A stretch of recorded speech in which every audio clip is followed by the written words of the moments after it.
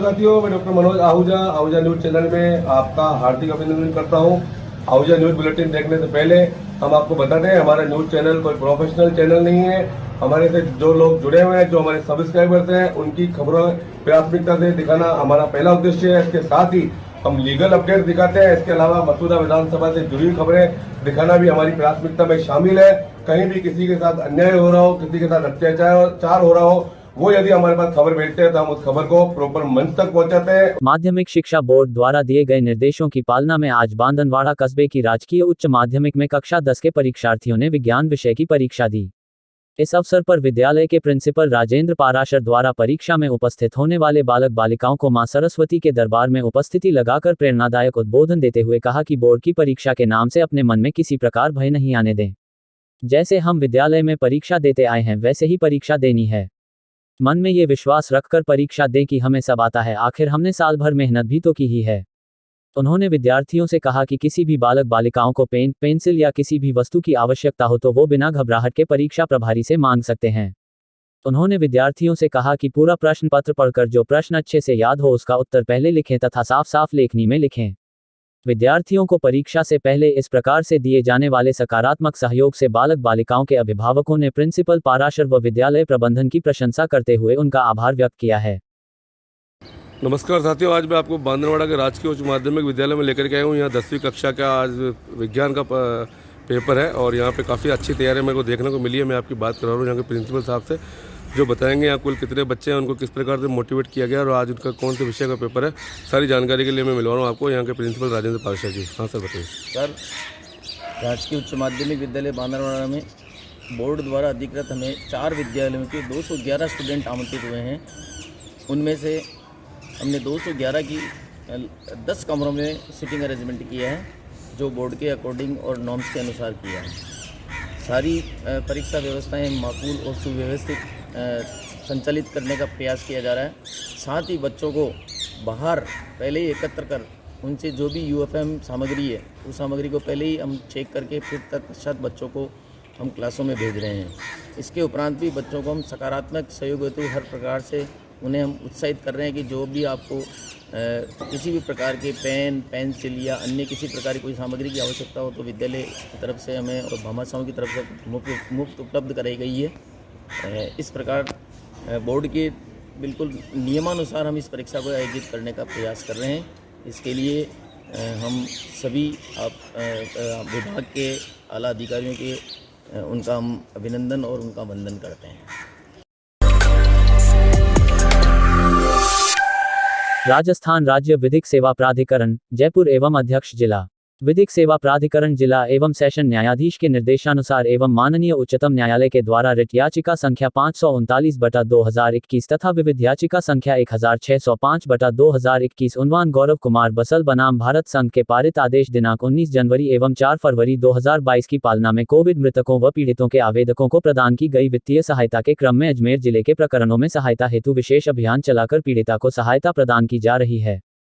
सचिव रामपाल जाट, अपर जिला न्यायाधीश ने बताया कि माननीय राजसा से प्राप्त निर्देशों के अनुसार जिला विधिक सेवा प्राधिकरण अजमेर के द्वारा कोविड-19 आहतों में वे प्रकरण जो निरस्त कर दिए गए हैं उनके निरस्त करने का क्या कारण रहा अथवा उनके अस्वीकृति के आधार की सत्यता का पता किया जा रहा है। वे प्रकरण जो तकनीकी बाधा के चलते लंबित चल हैं उनमें बाधा को दूर किया जाने में सहयोग किया जा रहा है। वे प्रकरण जिनमें समाज कल्याण विभाग अपने स्तर पर भुगतान कर देना बताया है उनका भी सत्यापन करवाया जा रहा है। वे प्रकरण जिन्हें समाज कल्याण विभाग द्वारा स्वीकृत कर दिया गया है उनको भुगतान शीघ्र दिलवाने का कार्य किया जा रहा है। वे प्रकरण जिनका भुगतान समाज कल्याण विभाग द्वारा कर दिया गया है उनका सत्यापन भी किया जा रहा है।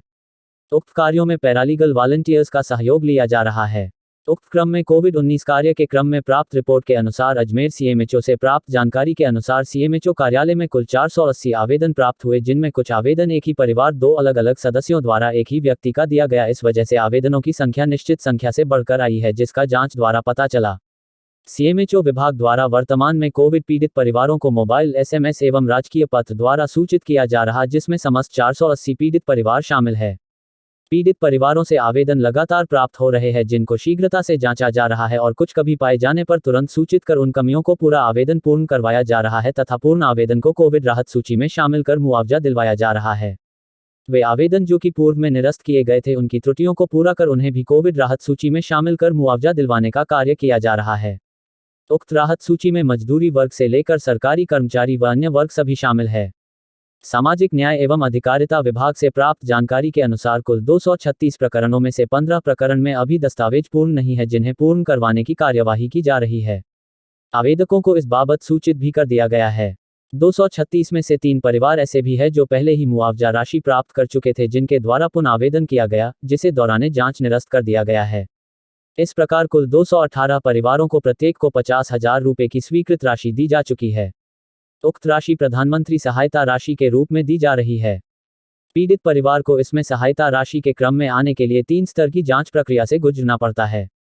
प्रथम चिकित्सा विभाग के स्तर पर, जिसमें मरीज प्रथम पॉजिटिव से 30 दिन के समय में क्लेम राशि पारित किए जाने का नियम है। ऐसे प्रकरणों में मरीज अस्पताल में भर्ती होना चाहिए। यदि मरीज डिस्चार्ज होने के उपरांत घर में दिवंगत हो जाता है तो चिकित्साधिकारी द्वारा प्रमाणित किए जाने पर कि कोविड संक्रमण से उसकी मृत्यु हुई हो, ऐसे प्रकरण में सहायता राशि प्रदान की जाएगी।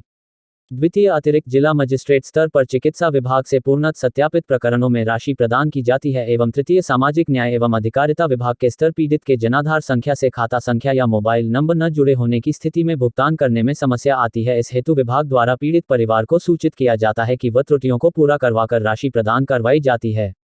उक्त सहयोग कार्य हेतु नियुक्त पैरालीगल वॉलंटियर श्रीमती नादिरा खान के द्वारा दी गई जानकारी के अनुसार आज दिनांक तक 790 पीड़ितों को भुगतान किया जा चुका है। आगामी प्रकरणों में भी भुगतान प्रक्रिया पीएलवी के सहयोग से जारी है। उक्तानुसार प्राधिकरण द्वारा कोविड-19 आहतों को मुआवजा राशि दिलवाए जाने का कार्य विशेष अभियान के रूप में संचालित किया जा रहा है, जिसकी रिपोर्ट समय समय पर राजस्थान राज्य विधिक सेवा प्राधिकरण जयपुर को प्रेषित की जा रही है। राजगढ़ स्थित श्री मसाणिया भैरव धाम पर चैत्र नवरात्रा मेला महोत्सव बड़े धूमधाम से मनाया जा रहा है। चैत्र नवरात्रा मेला महोत्सव के दौरान देश प्रदेश के हजारों लाखों श्रद्धालु भाग ले रहे हैं। धाम के प्रवक्ता अविनाश सेन ने बताया कि छठ मेले की तैयारियां पूर्ण कर ली गई है। छठ के दिन ध्वजारोहण, बाबा के ध्वजों की शोभायात्रा और चमत्कार चिमटी का वितरण आदि कार्यक्रम होंगे। मेले में देश प्रदेश के भक्तगण हजारों झंडों को चक्की वाले मुख्य स्थान से मुख्य मंदिर सर्वधर्म मनोकामना पूर्ण स्तंभ तक गाजे बाजे के साथ डीजे की धुन पर नाचते गाते लाएंगे। इस मेले की विशेषता यह है कि इस दिन सर्वधर्म मनोकामना पूर्ण स्तंभ की मात्र एक परिक्रमा लगाने व विशेष चिमटी प्राप्त कर उसके सेवन से श्रद्धालुओं के सारे रोग कष्ट दूर हो जाते हैं। छठ मेले की तैयारियां भी लगभग पूर्ण हो चुकी है। भैरव धाम पर 7 अप्रैल को बाबा भैरव का छठ का मेला पूरे धूमधाम से भरेगा। मेले को लेकर मंदिर कमेटी व श्री मसाणिया भैरवधाम चैरिटेबल ट्रस्ट की ओर से तैयारियां पूर्ण कर ली गई है। चिकित्सा विभाग की ओर से भी अस्थायी डिस्पेंसरी नवरात्रा के 9 दिनों तक चिकित्सा टीम में आवश्यक दवाओं के भी तैनात की गई है। मेले की तैयारियों को अंतिम रूप देने के लिए व्यवस्थापक ओम प्रकाश सेन, रमेश चंद सेन, अविनाश सेन, राहुल सेन के साथ कमल शर्मा, टीएस राणावत, कमल सुनारीवाल, संजय चौहान, प्रकाश रानका, सुनील चौहान, पद्मचंद जैन, तिलोकचंद, सत्यनारायण सेन, सुरेश गुर्जर, मनोज मेहरा, अमिताभ, पंकज सेन, रामप्रसाद जागृत, दीपक बसीटा, भूपेंद्र बंजारा, मनीष चौहान आदि मौजूद रहे। धाम पर चल रहा प्रसादियों का दौर नवरात्रा प्रारंभ होते ही घट स्थापना के साथ ही मनोकामना पूर्ण होने पर श्रद्धालु धाम पर बाबा भैरवनाथ की प्रसादियों का दौर चल रहा है। धाम पर बाबा भैरवनाथ के भक्त अपनी मनोकामना पूर्ण होने की खुशी में अपने परिवार व रिश्तेदारों के साथ धूमधाम से गाजे बाजे के साथ प्रसादी कर रहे हैं। 5 अप्रैल को सीकर, झुंझुनू के श्रद्धालुओं के साथ श्रीनगर सरपंच दिलीप राठी के परिवार द्वारा भी धाम पर प्रसादी का आयोजन किया गया, जिसमें आसपास के गांवों के सरपंचों के साथ कई जनप्रतिनिधियों ने भी प्रसादी में भाग लिया तथा धाम पर चल रही अखंड ज्योति के दर्शन व सर्वधर्म मनोकामना पूर्ण स्तंभ की परिक्रमा करते हुए चंपालाल महाराज से आशीर्वाद प्राप्त किया। राठी परिवार की ओर से धाम के उपासक चंपालाल महाराज का स्वागत सत्कार किया गया। प्रसादी में पूर्व विधायक रामनारायण गुर्जर, पूर्व विधायक महेंद्र गुर्जर, बाघासुरी पूर्व सरपंच देवेंद्र गुर्जर, राजू गुर्जर न्यारा, रामकरण गुर्जर, श्रीचंद गुर्जर न्यारा, राजेंद्र रावत, ज्ञान सिंह रावत, मान सिंह रावत सरपंच नांदला, बिठूर सरपंच प्रशांत काठात, कुलदीप मंगवंशी, बलराम गुर्जर आदि ने शिरकत की। राजस्थान हाईकोर्ट में आज शोक की लहर फैल गई। जोधपुर में वरिष्ठ अधिवक्ता सुखदेव व्यास का न्यायाधीश संदीप मेहता की अदालत में निधन हो गया। श्री व्यास को कई हाईकोर्ट जजों ने वरिष्ठ अधिवक्ता का दर्जा प्राप्त करने के लिए प्रार्थना पत्र प्रस्तुत करने के लिए कहा था और उन्होंने वरिष्ठ अधिवक्ता के मनोनयन के लिए प्रार्थना पत्र प्रस्तुत किया था, लेकिन हाईकोर्ट की कमेटी ने उनका मनोनयन नहीं किया और तब से वे सदमे में थे। उन्होंने भारत के मुख्य न्यायाधीश और राजस्थान हाईकोर्ट के मुख्य न्यायाधीश को पत्र लिखकर कहा था कि कई हाईकोर्ट जजों के कहने पर उन्होंने मनोनयन के लिए प्रार्थना पत्र प्रस्तुत किया था और उनका मनोनयन नहीं किया गया, जबकि वे 1973 से राजस्थान हाईकोर्ट में वकालत कर रहे थे। आज जयपुर में वरिष्ठ अधिवक्ताओं के मनोनयन में अनियमितताओं को लेकर 25 जनवरी से धरना दे रहे अधिवक्ताओं के पास जब सुखदेव व्यास के निधन का समाचार पहुंचा तो समस्त अधिवक्ता स्तब्ध रह गए और वरिष्ठ अधिवक्ता विमल चौधरी भावुक हो गए और उन्होंने कहा कि हाईकोर्ट ने व्यास जी का मनोनयन नहीं करके उनका अपमान किया और सदमे से उनकी मृत्यु हुई है। हमने एक अनमोल हीरा को दिया है, उनकी मौत की जिम्मेदार हाईकोर्ट की कमेटी है। कल हाईकोर्ट में उनका रेफरेंस रहेगा। राजस्थान हाईकोर्ट में परंपरा है कविता की मृत्यु पर शोक सभा आयोजित की जाती है। अधिवक्ता विमल चौधरी ने भावुक होकर सार्वजनिक रूप से कहा कि हाईकोर्ट ने हमारा अपमान किया है, इसलिए मेरी मृत्यु होने के पश्चात मेरे लिए शोक सभा आयोजित नहीं की जाए। मरने के बाद हाईकोर्ट का सम्मान नहीं चाहिए। उन्होंने कहा कि अब भी समय है, हाईकोर्ट वरिष्ठ अधिवक्ताओं के मनोनयन पर दोबारा विचार कर ले। अधिवक्ता पूनम चंद भंडारी ने कहा कि कई वरिष्ठ अधिवक्ता जिनका मनोनयन नहीं किया गया है वह सदमे में है, इसलिए राजस्थान हाईकोर्ट को अतिशीघ्र पुनर्विचार करना चाहिए। भंडारी ने व्यथित होते हुए कहा, हाईकोर्ट कितने वरिष्ठ अधिवक्ताओं की बलि लेगा, क्योंकि बहुत सारे अधिवक्ता 40 साल से 57 साल से हाईकोर्ट में वकालत कर रहे हैं और उनकी हाईकोर्ट में प्रतिष्ठा है, जनता भी उनका सम्मान करती है, लेकिन राजस्थान हाईकोर्ट की कमेटी ने उनका मनोनयन नहीं करके उनका अपमान किया है। वरिष्ठ अधिवक्ताओं का धरना 71वें दिन भी धरना जारी रहा। आज धरने पर विमल चौधरी, पूनम चंद भंडारी, पूर्व अतिरिक्त महाधिवक्ता जीएस गिल, रविशंकर शर्मा, हिम्मत सिंह, अजीत सिंह लूनिया, संपत लाल सोनगरा, आईजे खतुरिया, हंसराज कुलदीप, हनुमान सहाय बैरवा, गोविंद, पूर्व जिला न्यायाधीश एनिल Sharma, Pankaj Gulati, NC Sharma, R A Sharma सहित सैकड़ों वरिष्ठ वकीलों ने तपती धूप में बिना टेंट तंबू के धरना दिया। वरिष्ठ वकीलों ने कहा, वकीलों का अपमान नहीं सहेंगे, हमें हमारे स्वास्थ्य की परवाह नहीं है। अगर हाईकोर्ट जजों के दिल में हमारे प्रति दर्द नहीं है तो फिर हम हमारे स्वास्थ्य की परवाह क्यों करें। हम संस्था में सुधार के लिए और वकीलों के मान सम्मान के लिए धरने पर बैठे हैं। शांतिपूर्ण व गांधीवादी तरीके से आंदोलन करके संस्था की रक्षा करेंगे और लगातार आंदोलन जारी रखेंगे जब तक हाईकोर्ट के जजों का दिल नहीं पिघल जाता और संस्था में सुधार नहीं करते, तब तक हम आंदोलन करेंगे। अगर इस समय आंदोलन नहीं किया तो फिर आंदोलन कब होगा। न्यायपालिका में सुधार की बहुत जरूरत है। जजों की नियुक्ति में भी गाइडलाइंस तय होनी चाहिए और जो गाइडलाइंस वरिष्ठ वकीलों के लिए तय की गई है वही गाइडलाइंस नए जज बनाने के लिए होनी चाहिए। उनसे भी आवेदन लेने चाहिए। वकीलों में से जजों के लिए चयन करने के लिए प्रार्थना पत्र आमंत्रित करने चाहिए। महिलाओं में से भी कम से कम 10 महिलाओं को जज बनाना चाहिए और जजों की नियुक्ति के लिए जो कॉलेजियम बनाया जाता है उसमें लोकल जजों का बहुमत होना चाहिए। SC ST और दलितों में से भी जज और वरिष्ठ वकील बनने चाहिए। केकेडी में एक कलयुगी बेटे ने अपने ही बाप को मौत के घाट उतारने का सनसनीखेज मामला सामने आया है।